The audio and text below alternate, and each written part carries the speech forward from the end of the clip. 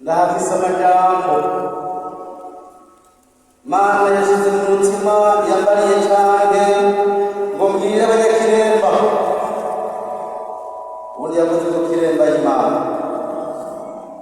reka siko ndazi ibihembe bwo guhagarara ngaha ko nababwira Imana yambariye ko kiremba ari umurima w'Imana muracabwira mbere kumeze gutya uzitiriwe niko cyangese murabibona ntibibona murabyumva ntimubyumva Imana irahanira hari umuntu yicaye kiremba arategura kiremba Imana yavuga ngo ntiraharya kuko ntabwo Yesu ashimwe yase kuvuga mu bintu kugira ngo witabe ni iki ni Imana Yeremiya amaze cumi n'indwi usoma umurongo wa ndwi niho duhera nanjye nabariwe ko duhera ku murongo wa ndwi igitabo cya Yeremiya igice cya cumi n'indwi duhera ku murongo w'indwi niko mvuga amajambo Imana yacitse mu kanwa ka Yeremiya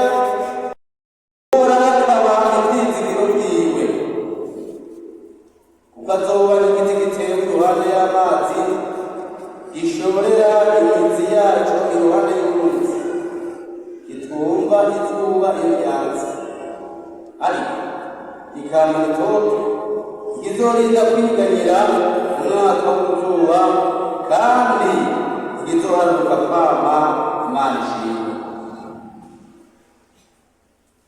n'amajambo maranye iminsi nabariwe nabwiwe ngira ngo nkure nari narimanganije sinone nasaba umwanya wa Imana nari ngombizo umwanya ndabikubwira n'amajambo uba yamariye yamye bigatangaza ikiremba Mana ishimwe n'itangazo warahiye umuntu yitsigira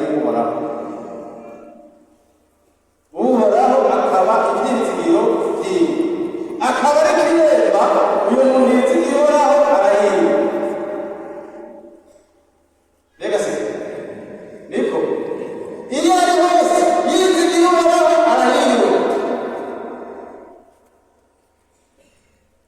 uyu muntu yitsigira Uhoraho Bibiliya ivuga ko ari umuhirwe iyo yoba ari hose arahiye Bibiliya ivuze ngo azoba igiti gitewe iruhande y'imigezi y'amazi rero umwaka w'uzuba bizorikuganyira kuko yizigiye Uhoraho hari aho hantu uzuba iyo bavuze uzuba umuntu acara abaryana imyaka umunani n'icenda oya arya n'iki hari igihe hari izuba umuntu adafise Imana akageragera agatangura gukubita hirya no hino ariko umuntu afise Imana mu gihe cy'uruzuba araba Imana agaca aririmba iyo ndirimbo uya turirimbiye mu ndirimbo akayiririmba mu mutima iriyo atari ku munwa mbega iriho arahiriwe rero umuntu yizigiye Imana ishimwe ntuga kwicara ahantu mu rusengero ngo ndubure kiremba nta Mana ufise wicare mu rusengero ku kiremba wizigiye Imana y'ikiremba amen Imana yawe nuba muri Imana y'ikiremba ni ikiremba turafise Imana turayifise abanyakiremba turayifise kumenya mwishura turafise Imana ikiremba sawa kumenya mwicaye nk'abakuru turafise Imana ikiremba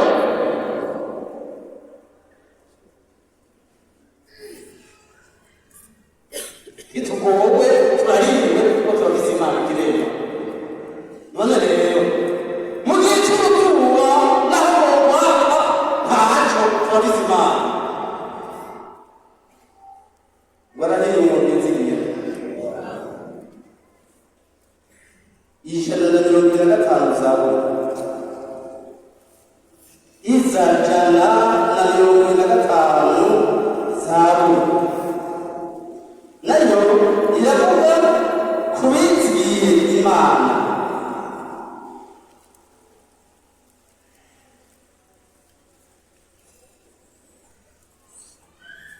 Zaburi duhera kuri umurongo wa mbere, ijana na mirongo ine na gatanu zaburi. Abizigiye Uhoraho bameze nk'umusozi Siyoni udashobora kunyeganyezwa, ariko wama ushimangiye ushitse ibihe bidashira. Nk'uko imisozi ikikije Yerusalemu, niko Uhoraho akikije abantu biwe uhereye none ugashitsa ibihe byose. Kuko icumu ry'ubugabe iry'abanyakibi ritazokwama rishinze mu mugabane w'abagororotsi. Abagororotsi boye kuramburira amaboko ibiganitana.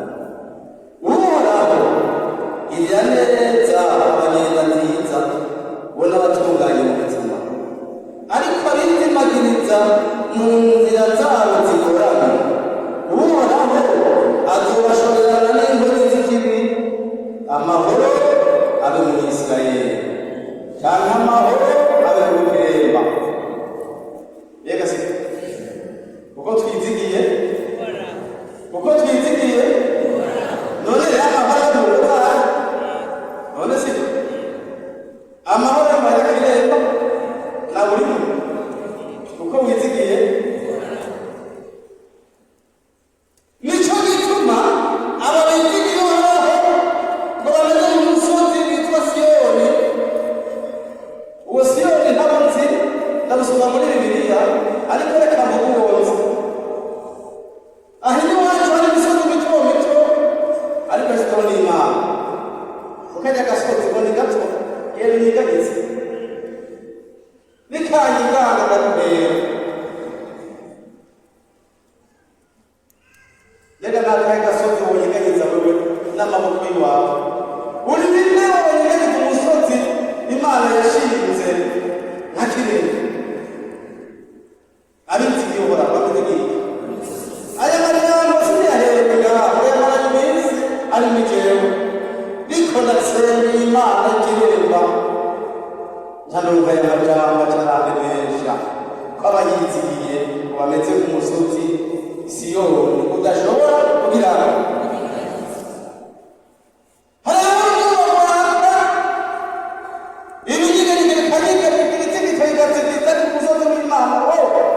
bamushimangiye. Niko abizigiye Uhoraho bameze. Ntunyiganyize, reka abokomereka.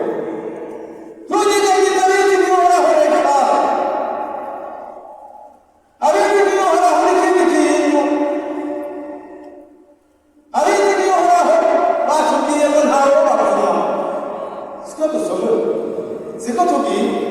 N'abaramu yaragejeje biranga.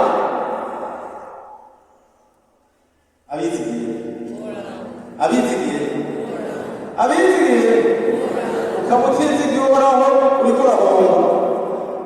Reka nigire imbere gatoya muri iri zaburi. Hari iyindi zaburi igomba kuvuga y'ijana na cumi na kabiri. Igituma bizigiye Uhoraho ahanye umugisha, akabona kunyiganyiza. Hari imico Imana yavuze ko abizigiye mbere. Abizigiye Uhoraho arahirwa umuntu yizigiye Uhoraho, mvuga kunyiganyiza hari icyo Imana yavuze ko. Zaburi ijana na cumi na kabiri mvuze ko amajambo iyi nshuti yacu yahawe n'ayo nahawe ari meza ku bizigiye mbere. Yego, Zaburi ijana na cumi na kabiri duhera ku murongo wa mbere. Hahirwa uwubaha Uhoraho agahimbazwa cyane n'ibyagezweho byiwe. Urubyaro rwiwe ruzoba yengurutse hehe. Umuryango w'abatunganye uzohabwa iki?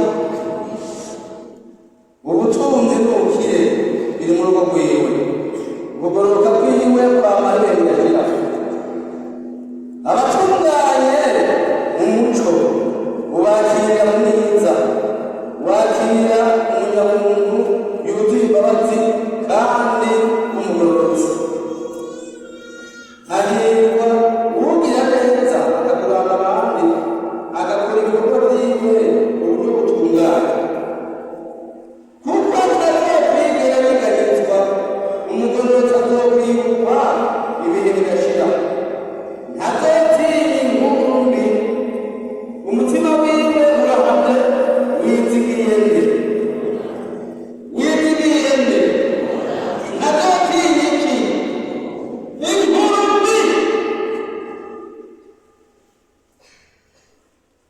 ntazotinya inkuru z'agacamugu ntazotinya inkuru z'agacarabwoba kuko arafise uwo yizigiye uwo nawe yitwa Ntemuka oya yahariwe mbere gusa umuntu wabeshi baduze ivyo yavuze reka kandi gitumira agahezera nta giti reka nta giti oya